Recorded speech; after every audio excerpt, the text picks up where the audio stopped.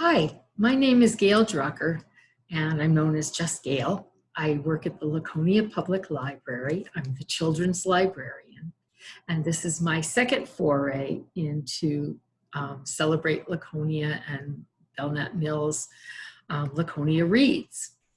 This time, I'm a lot more familiar with the type of books that we're reading at this point in the year. They're holiday and winter books, and I love holiday and winter books.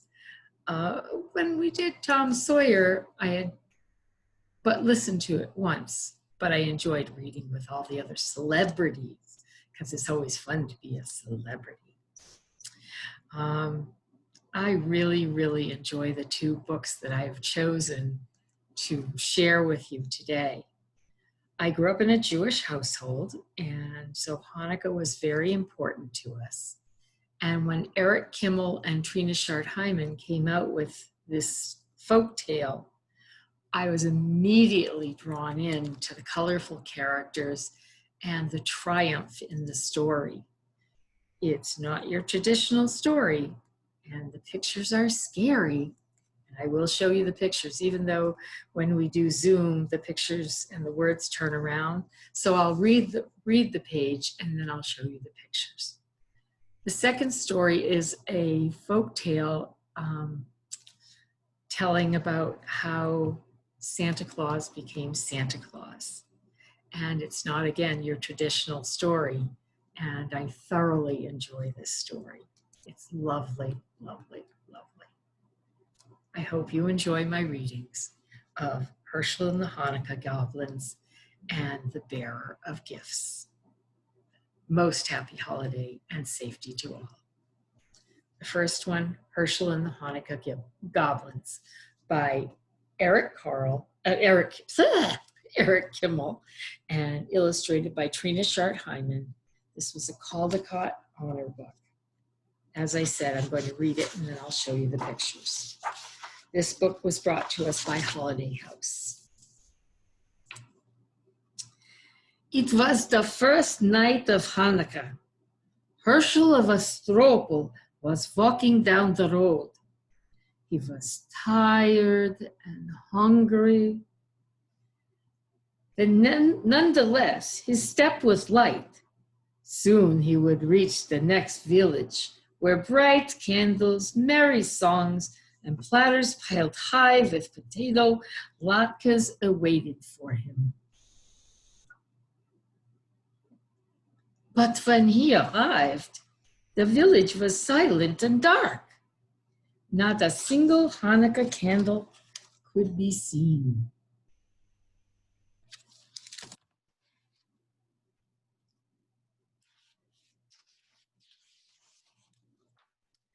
Isn't tonight the first night of Hanukkah? Hershel asked the villagers. We don't have Hanukkah, Hershel, one of them said sadly. No Hanukkah? How can that be? It's because of the goblins. They haunt the old synagogue on the top of the hill.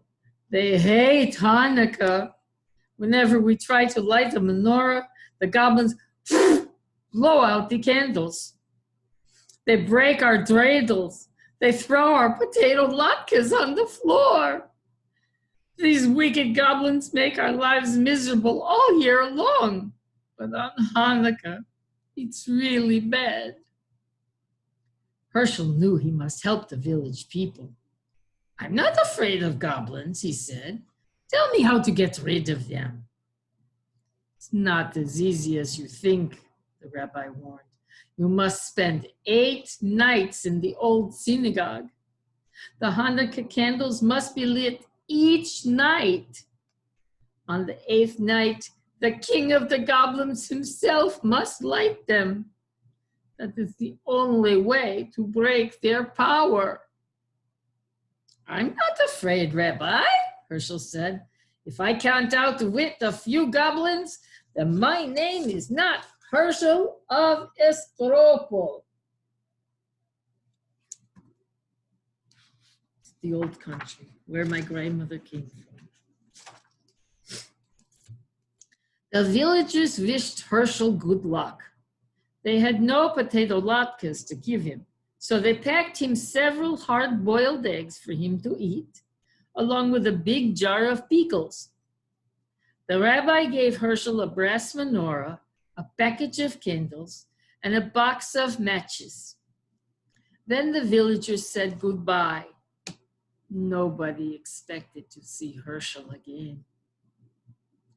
It was long past sundown by the time Hershel climbed to the top of the old hill where the old synagogue stood. The crumbling building was gloomy and dark. The rusty hinges squealed as Hershel opened the door. Hershel shuddered. Well, he could believe that goblins lived here. He put 2 candles in the menorah and set it on the windowsill. He struck a match and lit the shamus candle, that's the helper candle. He said the blessings and was about to light the other candle when he heard a voice. Hey, what are you doing? Hershel rolled around. There was a goblin no bigger than a horsefly with a long, pointy tail and 2 little bat wings hovering in the air. I'm lighting the Hannukah candles, Hershel said. Tonight is the first night of Hannukah.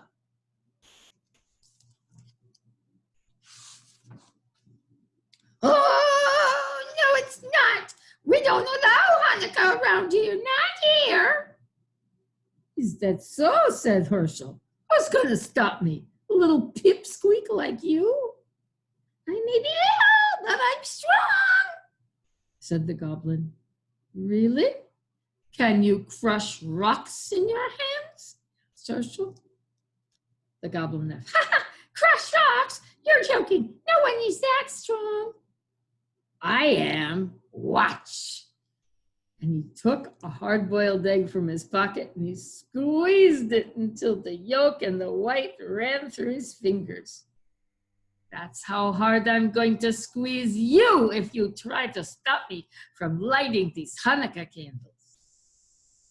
The little goblin's eyes grew wide, since in the dim light, the egg looked exactly like rock.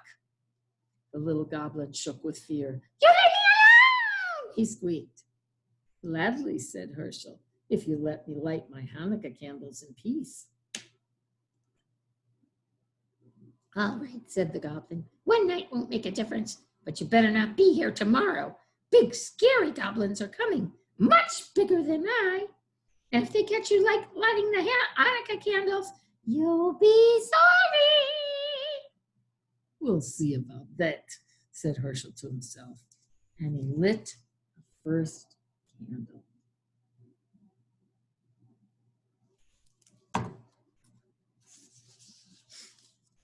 On the second night, another goblin appeared. This one was big and fat and waddled like a goose. Hershel was finishing his dinner of pickles and hard-boiled eggs. Have some pickles, he said to the goblin. Pickles? Here, catch. Hershel tossed him a sour pickle. The goblin caught it in his mouth and swallowed it. Pickles are good. Do you like them? I have plenty in this jar. Take all you want. The greedy goblin grabbed as many pickles in his claws as he could, but when he tried to pull his fist out of the jar, he couldn't. I'm stuck, the goblin shouted. You put a spell on this jar to hold me fast.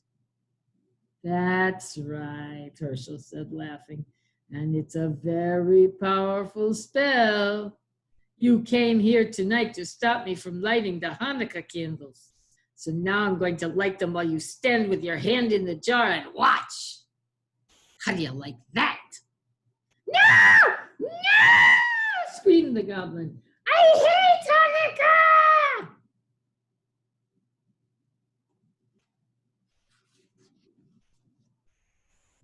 Too bad.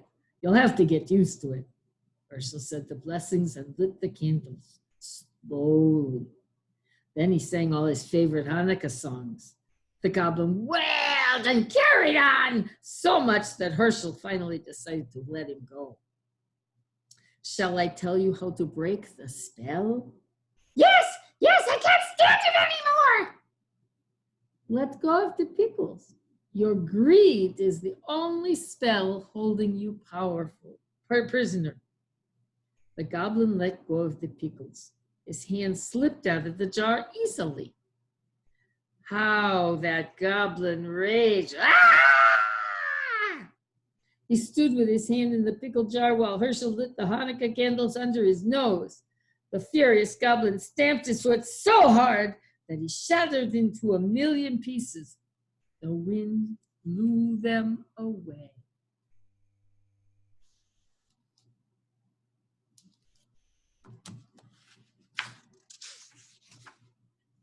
The third night came. Hershel felt something watching him as he set the candles in the menorah. Instead of lighting them, he began to play with the dreidel. An hour passed. Hershel looked up.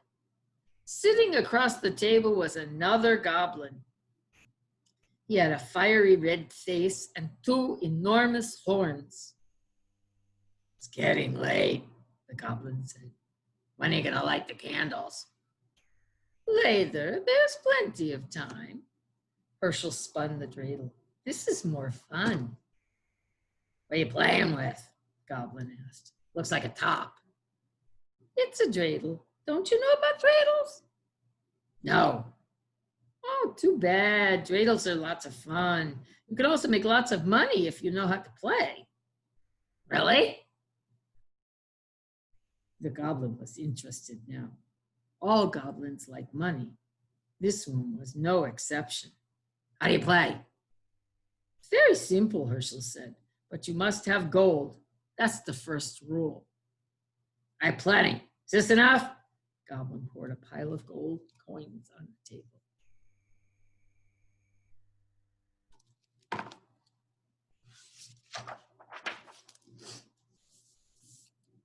That's fine, Hershel said. Now listen carefully now. This letter is shin. If it comes up, you give me a handful of gold. This letter is hey. If it comes up, you give me half of your gold. This letter is Kimmel. If your dreidel falls on this letter, you give me all your gold. You understand? Wait, there's one side left. What about this one? Oh, that's nun. If the dreidel falls on nun, I don't have to give you anything. Ready? Let's play. You go first. The goblin spun the dreidel. The little top whirled around and around. When it fell, the letter on top was shin.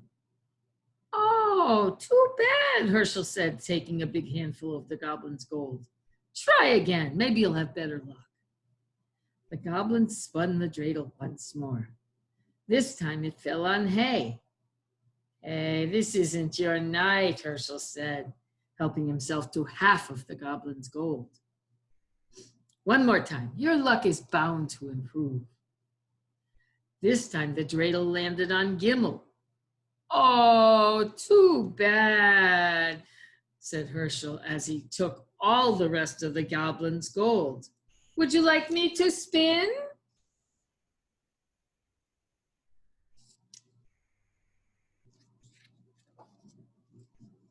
Yes, the goblin grumbled. He was very unhappy about losing his money. Hershel spun the dreidel. This time the letter nun was on top. Oh my, I don't have to give you anything. I get to keep all the gold. Say, that was fun. Get some more gold and we'll play again. What about the Hannukah candles? We'll light them later. There's plenty of time. Not for me, said the goblin. I am leaving now. I don't like this game. I don't like Hannukah and I don't like you. Don't go, Hershel pleaded. I know lots of games. Stay a while. We'll have fun. Goodbye, the goblin spread his wings and swooped out the door and flew off into the night. Hershel lit the candles all by himself.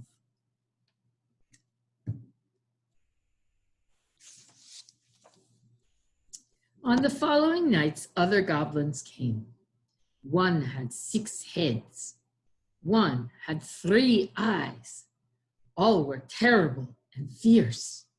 They growled and roared and changed themselves into horrible shapes. They tried to stop Hershel from lighting the Hannukah candle, but Hershel fooled them all. Finally, the 7th night arrived. 8 tiny candles flickered on the windowsill. Hershel sat back to enjoy their light. Where were the goblins? Had they finally given up? Hershel felt very sleepy. His eyes closed. Suddenly, he sat up. He heard a horrible noise, a voice that sounded like crackling bones. Happy Hannukah, Hershel of Estropol.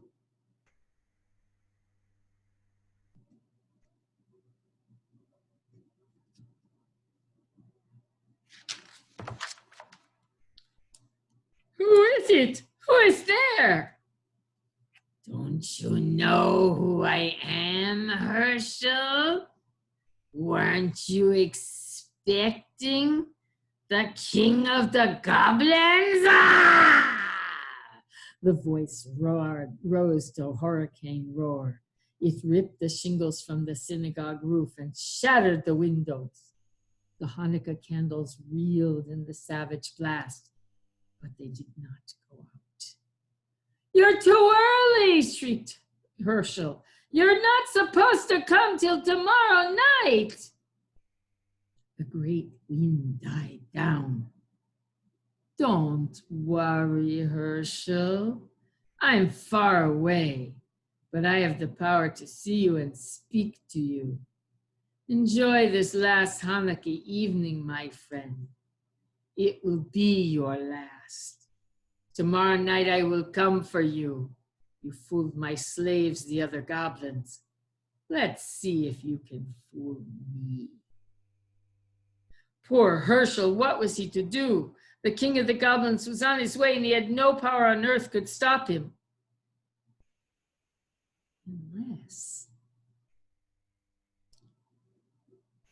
Unless Hershel had an idea. It was a big chance, but he had to take it. It was the only way to save himself and Hannukah.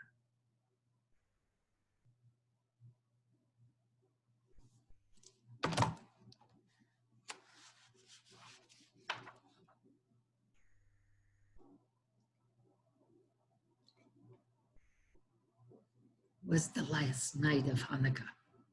Hershel set the candles in the menorah. But instead of placing them on the windowsill, he put the menorah and a box of matches on a small table near the door. Then he sat down to wait. Night fell. It grew dark as pitch inside the gloomy old synagogue. Outside, the whole world lay cold and silent. Suddenly, a great gust ripped the synagogue door from its hinges. The whole building shook. A fearsome voice spoke. Hershel of Estropol.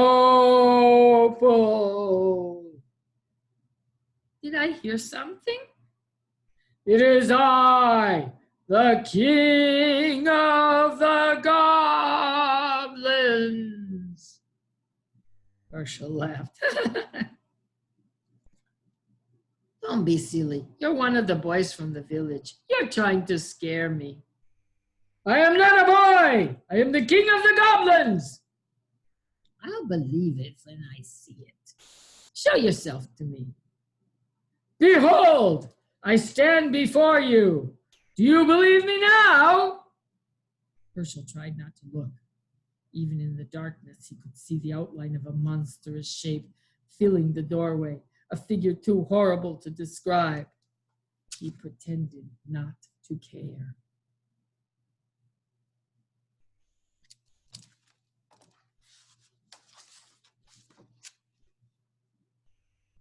It's too dark. I can't see anything. A candlestick and some matches are by the doorway. Why don't you light a few candles? And I'll see who you really are. Indeed you shall. A match flickered. The shamus candle caught the flame. Hershel's blood turned to water at the awful sight before him, but he did not lose courage. Master of the world, he silently prayed. Those who created the heavens and earth and spirits of the air, stand by me now. Then he addressed the goblin. Still too dark. What are you afraid of? There are plenty of candles. Why not light them all? A hideous hand took the shamus candle and lit the others one by one. Hershel felt himself growing faint, but he forced himself to look. His eyes grew wider and wider and wider as each candle caught the flame. 6, 7, 8. The king of the goblins stood before him. Now, Hershel, do you know who I am? I know you're not Queen Esther. Very funny. Enjoy the joke. It will be your last.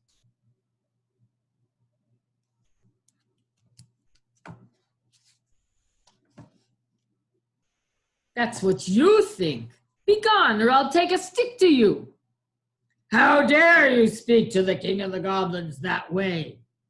I'll speak to you any way I please.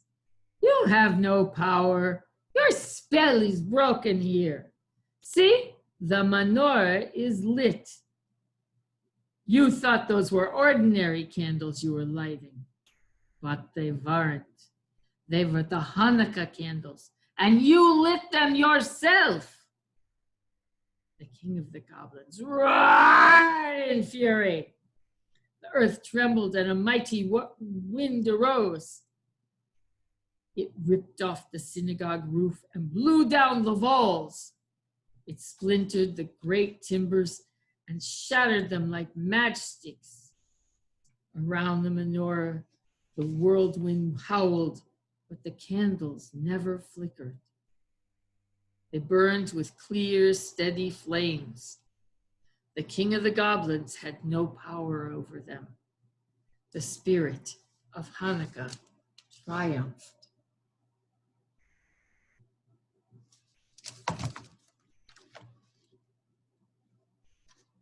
A great wind vanished as suddenly as it had risen.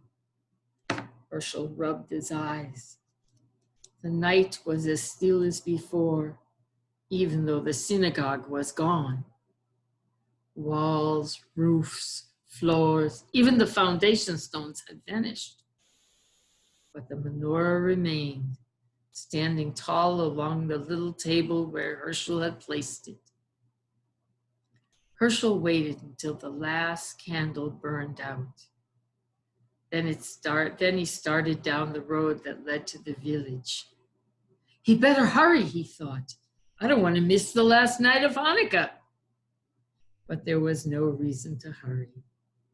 In every window there stood a menorah with 9 gleaming candles to light the way for him. The whole village was waiting for him.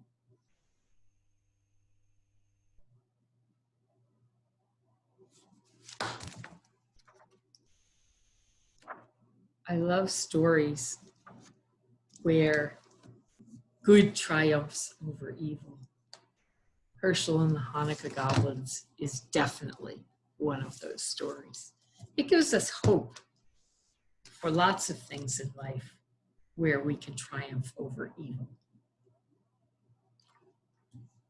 So many good and happy things at this time of year. Remember to count your blessings every day. We're so lucky to be around and to have so many blessed things. So my other story is totally different. This is a creation story, and it deals with Santa Claus. And it's the bearer of gifts. Sorry, it's backwards in your picture. It's by Kenneth Stevens, and the pictures are by Lily Moon. I love how Santa is a triangle figure. I just think that's the perfect shape for Santa Claus. It's a dial book. It's a quick little story from Lapland. You'll enjoy it. I always do. In the very far north of the world is a place called Lapland. And there, where winter days are almost as dark as night, and the snow is at least 6 feet deep, lived a lonely woodcarver. All winter, the man worked by candlelight, carving useful things. Then he would sell them, traveling across the countryside on a sled pulled by a reindeer. And there they are. You can see the reindeer peeking in. One night, as he was fetching water from an icy stream, the man looked up and saw a brilliant star shining in the eastern sky. "It's bigger than any star I've ever seen," the man said to his dog. "I'm sure it was not there before."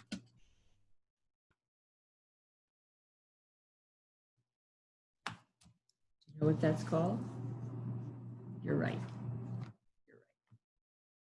That night, the man could not sleep, for the star was shining as brightly as the summer sun. It seemed to be calling him and inviting him to follow it and find something strange and wonderful.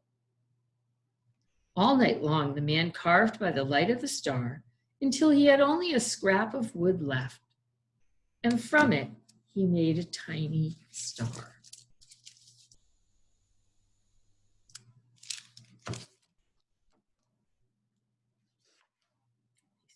No. The next morning, the man gazed up at the dark gray sky. The star was still there, but now it began to move. Quickly, the man filled the sack with his carvings, harnessed the reindeer to his sled, and followed the star across empty lands to the east.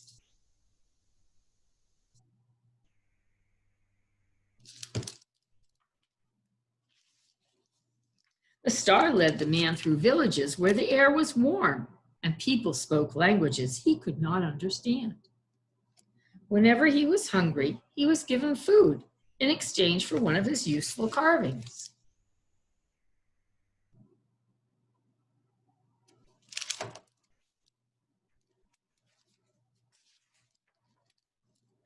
And still the star led him on, but it seemed closer and even more bright. At the top of the steep hill, the man stopped. The lights of a town sparkled below. The star hovered, and somehow the man knew that his journey was almost ended. "Now I shall find out what strange and wonderful things have happened," he said to his dog. Filled with joy, the man made his way down the hill and towards the little town.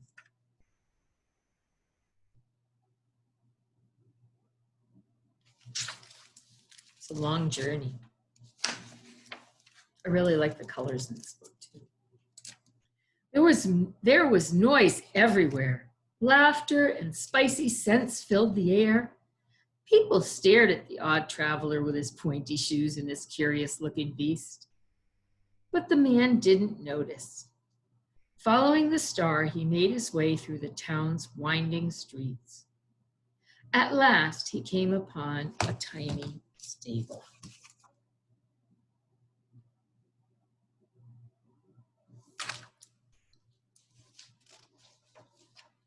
Very quietly, the man opened the door. He saw 2 figures standing at a manger filled with straw. And upon the straw lay a newborn baby, bathed in golden light. The man felt so full of peace that he moved closer and knelt beside the baby. A radiance far brighter than the star above the stable shone on the boy-child's face. As the child's parents watched in amazement, a small miracle happened. From head to toe, the man glowed with a great warmth, and his rough clothing became thick and soft as it turned from blue to the richest, deepest red. "You are blessed with a very special child," the man said to the parents. "I must honor him with a gift, for I know in my heart he shall save the world."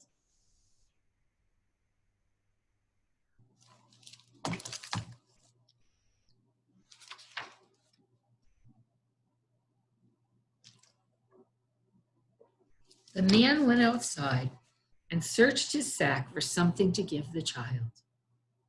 But he had traded all of his fine carvings for food. At the very bottom of the sack, the man found the tiny wooden star. "It's all I have," he whispered to the child, "but I give it in thanks for finding you. I shall never forget this night." And gently kissing the baby's sleeping head, the man went out into the night to begin his long journey home.